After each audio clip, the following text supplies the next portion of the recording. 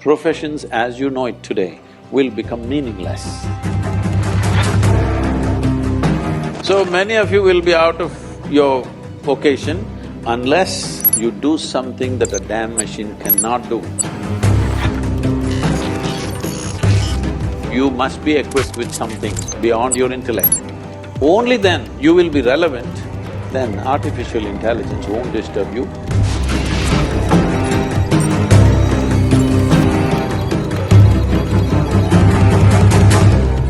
So, in today's technological world, we know that artificial intelligence and robotics are taking over. Those are the cutting-edge technologies. So, what is your take on the interaction of such technologies with the intersection of such technologies and ancient practices such as meditations and yoga?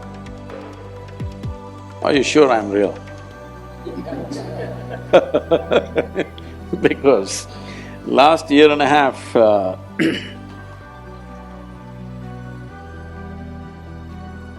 they've been inviting me to speak in all sorts of artificial intelligence conferences in the world. I was just surprised, why are they asking me to come and speak about artificial intelligence, because I'm not an expert in the field, nor am I an artificial intelligence. So I asked them in one of the conferences, it was in St. Petersburg, I said, why are you guys inviting me to all these artificial intelligence conferences? I'm a natural intelligence, not an artificial intelligence. They said, the problem is, what are we going to do? We're going to lose our jobs. These are all professors in big universities, in MIT and in Harvard and these kind of places. They're asking me, what are we going to do in another 10 years' time? Because everything that we know, everything that was sacred till now, suddenly is going to be there on a little gadget.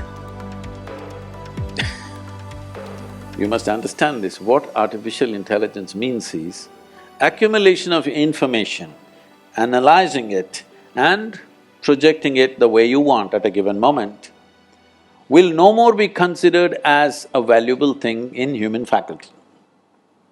Because a simple gadget will do it much better than any human being. Already that Google lady is looking smarter than any of you, isn't it? She looks smarter than me, it's okay, I'm not educated, but you guys she's looking smarter than any of us or no? Anything you ask without batting an eyelid, she tells us. So, it's going to that place where intellectually everything that you perform will look stupid or meaningless. This happened to me when I was about 13 years of age, I think. 13 or 14, 13 I think.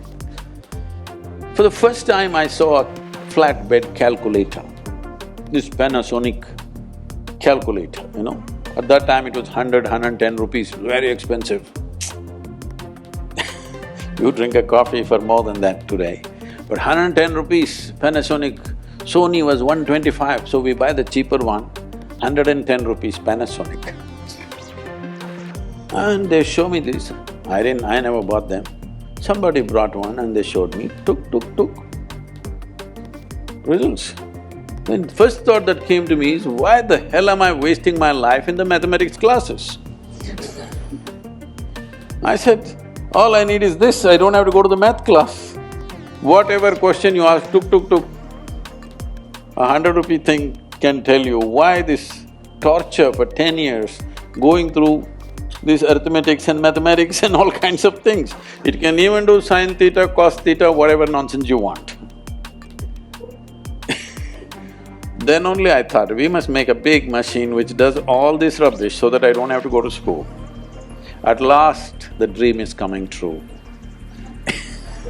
In the next 10-15 years, the education as you know it, professions as you know it today will become meaningless because right now they've created these machines. So once this happens, many things that we are spending years on learning will be meaningless. They're designing something that if a customer comes and says, what kind of house I want, what is my aesthetics, what is my culture, what I like, how it should be, and what's my budget. A machine designs a complete house, 10 different alternatives that you want, including paintings, hangings in the wall, the furniture, the works. Now they're saying in another 5 to 7 years, they're saying it can even print the house and build it. So just imagine the design guys. So many of you will be out of your vocation unless you do something that a damn machine cannot do. All of you should gear yourself for this now. You must be able to do something beyond your intellect. Human being has many layers of intelligence.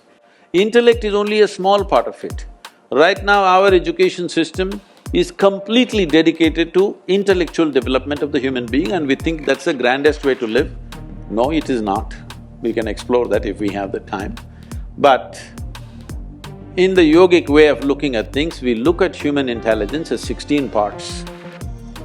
If you explore other dimensions of intelligence, only then you will be relevant when everything intellectual. Intellectual means your intellect cannot function without accumulated data.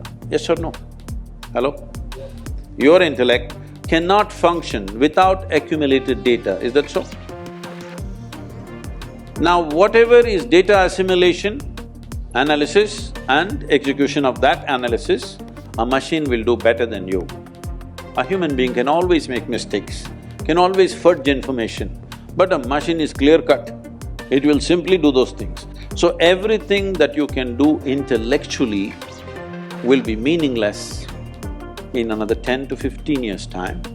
So you must be equipped with something beyond your intellect.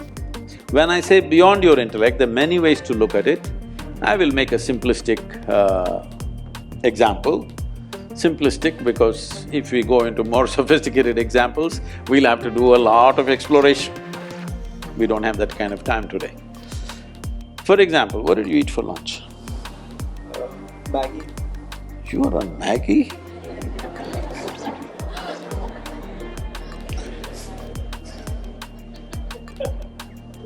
Can't you… somebody take care of his nourishment? He's on Maggie?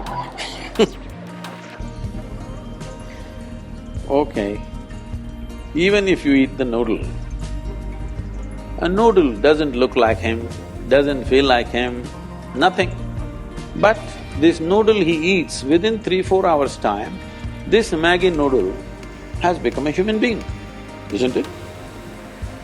Yeah, part of it. It's become part of the system. So you are manufacturing such a complex machine with Maggi noodles.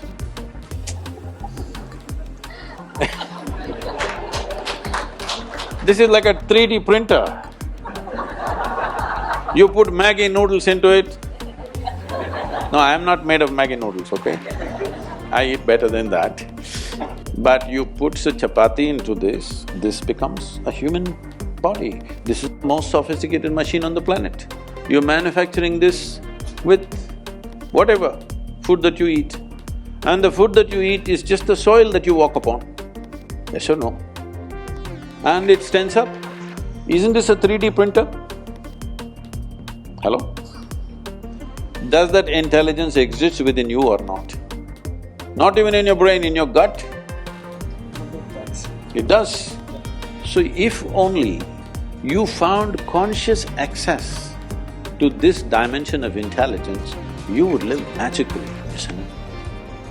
Then artificial intelligence won't disturb you, you will be very happy because all the menial jobs if the machines do, what a wonderful world. I'm looking forward to that.